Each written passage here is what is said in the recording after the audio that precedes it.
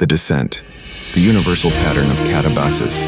Across all cultures and epochs, one truth persists like an echo rising from the deepest chambers of the human psyche.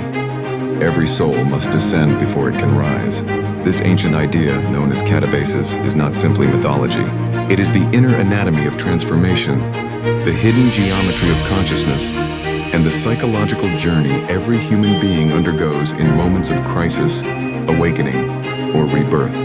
In myth, the hero enters the underworld, Hades, the land of shades, the abyss, not to seek death, but to recover something essential that cannot be found in the daylight world. Odysseus goes below to consult the dead and confront the consequences of his past.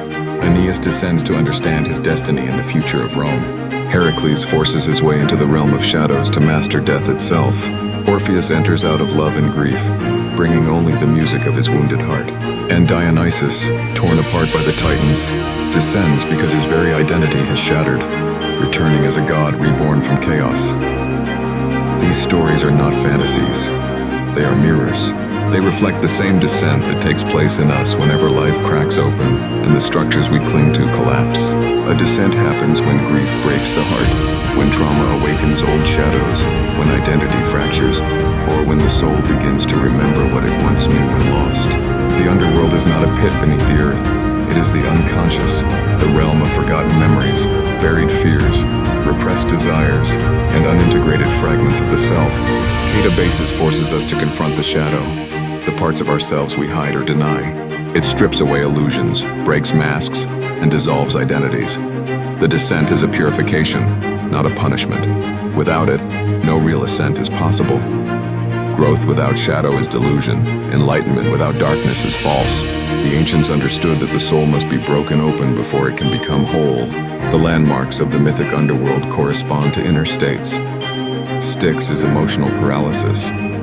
Acheron is grief. Tartarus is trauma. Lethe is forgetting. Mnemosyne is remembering. And Cerberus, three-headed guardian, is fear, desire, and denial guarding the thresholds of consciousness. These symbols describe the architecture of the mind itself. Every descent contains a point of no return, a moment when the old self dies and a new one is born in darkness. In that moment, the soul undergoes its metamorphosis. The descent is not the end of the journey, it is the beginning of true transformation. For every Katabasis prepares the way for an Anabasis, the ascent back to the world of light, carrying the wisdom gained in the depths. The soul that descends is not defeated. The soul that descends is awakening.